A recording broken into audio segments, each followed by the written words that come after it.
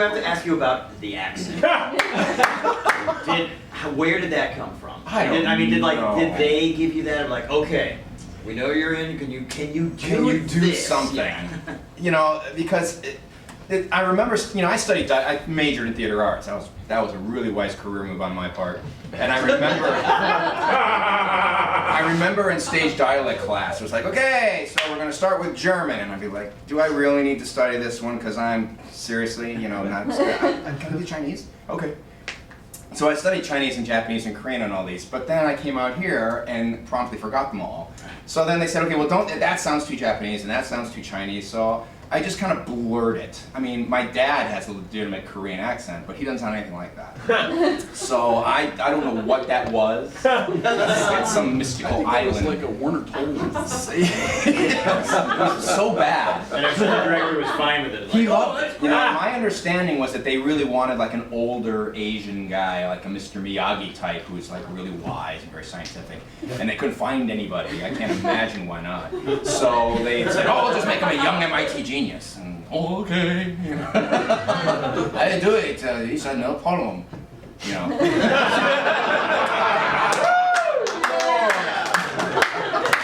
It's been kind of tough to swallow at times. Oh, you have no idea. Tell me what each of you are doing now. Let's just start on this one. Chris, what are you up to now? And do you have anything to promote? I just wrapped a couple of days on Young and Restless, and that'll be on in a couple of weeks. Playing same type of role as what you just saw, but this time in a Burma, so it's different.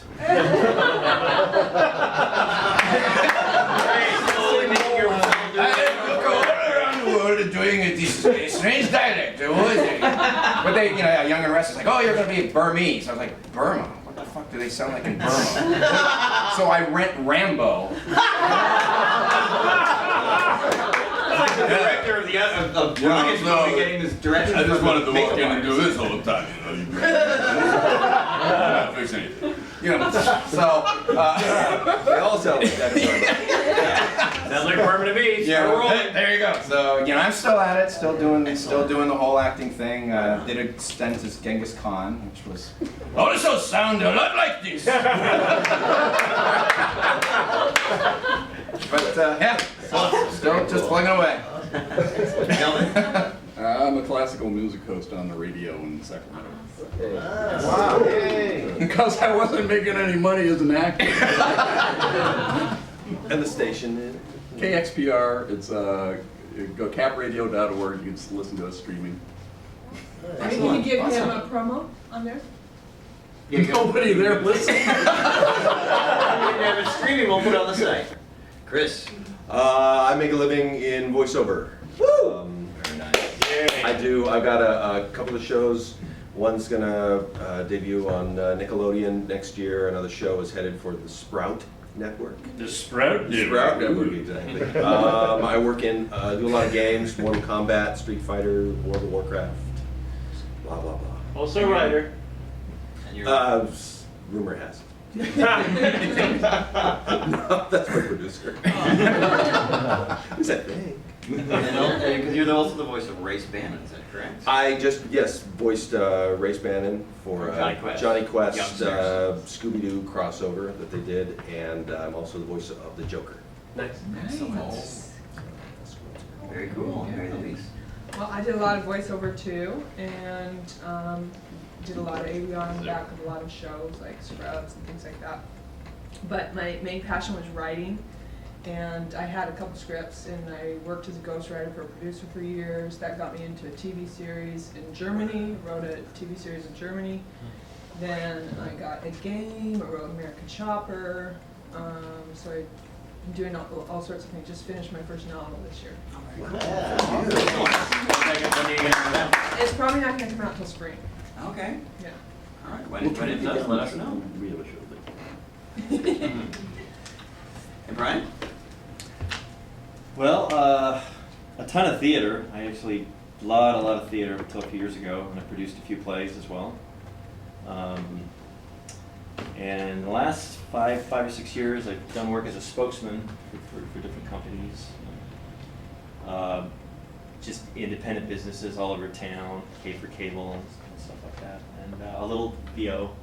I did a part on Red Dead Redemption video. Oh, Yeah. Just a little supporting piece, but and then I don't know. This year, I did a Goldline commercial around cable for a while, and Glenn Beck's favorite.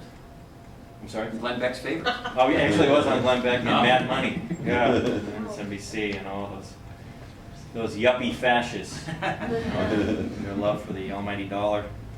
Awesome. How long did you have to prepare?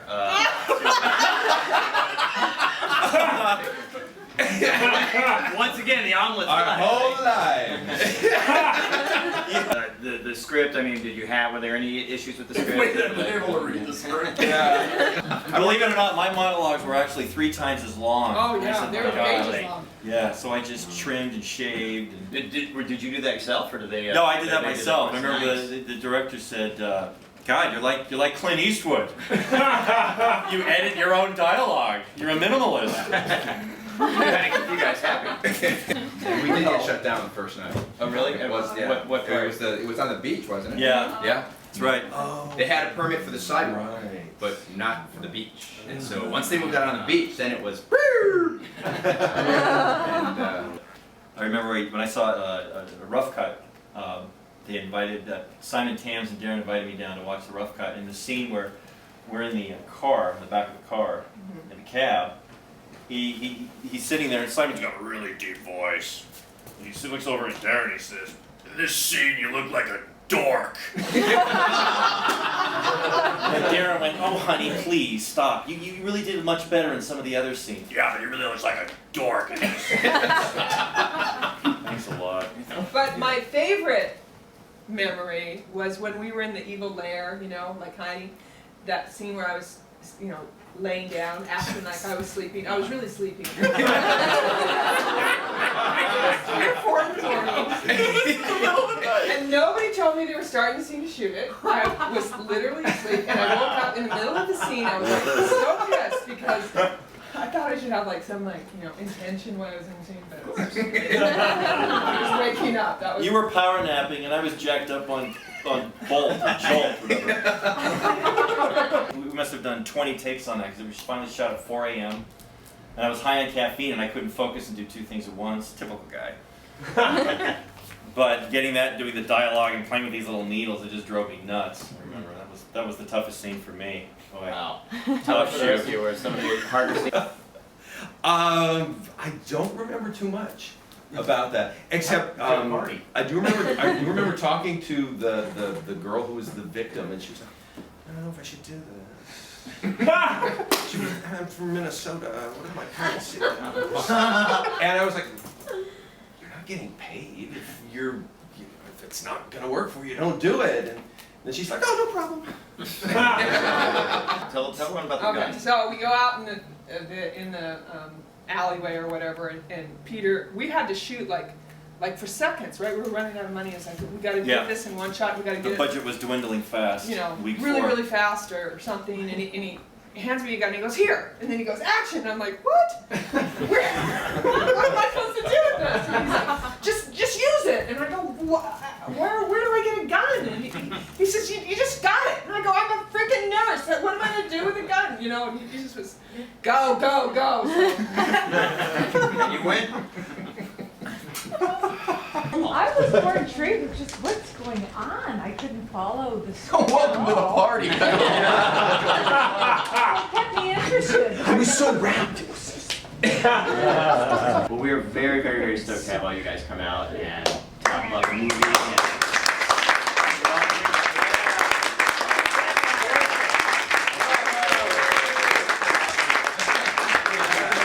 So now it is time to give out our prizes.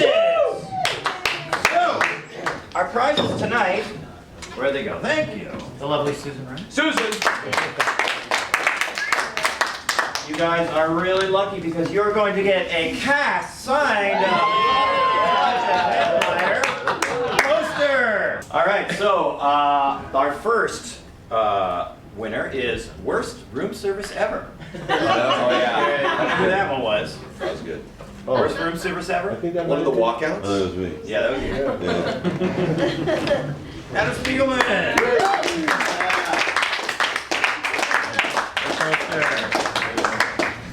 Who was someday I'll have a family. That's me. It's He okay. always wins. You always, hey, you know, winner's a winner. Come on, get on down here. Thank you. Thanks, guys. Somebody order Chinese? Oh, okay. Nothing like a racist joke. So, but for all of you, Kelvin has been kind enough to bring down little photographs of himself in the Hopper makeup, which we have in a little stack on the desk out front. You're all welcome to take, and if you want, he'll sign it for you. Oh, there you go. So, of course, the next that wraps it for Project Vaporwave. We'll be back here November 19th for Megapython versus Gatoroid. We're going to have the cast and the director, Mary Lambert, who directed Pet Sematary, directed that as well. Wow. So November 19th, don't forget to sign up on our mailing list, Facebook, Twitter. Stay horrible, everyone. Thank you. If I go in an audition for a voiceover role and they don't want me, it's like, yeah, whatever, okay, next. But you know, for TV, it's like, what do you mean? I didn't get cast on She Spies. People that show up and participate, you just build your audience and they come back for the other ones too. I think you were in that scene that we almost died of. Okay, so you're asking me to set up the shots and tell actors when to go and when to cut. Yes, well that's the director. No, you're not the director. I'll be the director. You're just going to tell actors when to go and what to do and when to stay. This is like this great story. I'm back on He's sort of like, Daddy Love It. He's got Daddy Love It. yeah, that's obvious. And Joe's got it. I just want to make a lot of money. And that guy sticks his head in the window. Hey, there's a crazy fucker down there. Yeah. That was so strange. Yeah, that was strange thing. Did anyone tell you what that was? Better get while the kid is You good. guys looked at each other and kind of went, and then went on with the scene. That you even hit the rewind button at any point during that movie says a lot. Because I would be hitting fast forward a lot. Yeah. I could see myself doing that. Nudity, full on nudity. That's the only reason I come here is the nudity. When you make a movie that doesn't even make the cut for this, then you... I haven't watched it. Then you pay off your crew, your DP, director. Yeah, it's the brain So, that and then you finally get to the actors if there's any money left in the black. If you don't, the actors don't get paid. How much had he told you about it previously? Oh, his picture and makeup? Okay, could you show your breast? And I said, no. And he's like, no, just a little. Oh yeah, oh yeah, oh yeah, that's your He's like, no, no, no. You're just like, oh, no, like that. And I'm like, yeah. I know, that was, he was really upset. No boobage. I said, it's not scripted, I'm not doing it. Oh, if I show a chest, and they're like, no, you just keep your shirt on. From Holly, took his classes, and now I've done some stuff, and that's awesome. But they, you know, I mean, he pulled out all his tricks, and it took a while, but they really needed that shot. And you think you don't have any power. Could you imagine how many sales they would have gotten if Hopper had been on the jacket and the DVD check? Yeah. You know, if Kelvin had been on the DVD jacket. They should just like take a still shot of that and just superimpose that over all. Well, a lot of head snapping against my part, I realize, you know. Because now you're gonna get hit. He's gonna come through. I know, I've only seen bits of it. Excellent. Big It old, was a like, big, heavy perfect, desert heavy eagle, gun, and I didn't even know if it was loaded. Seriously. They're like, here, take the gun. I'm like, what? What the? Don't hurt me. I bet.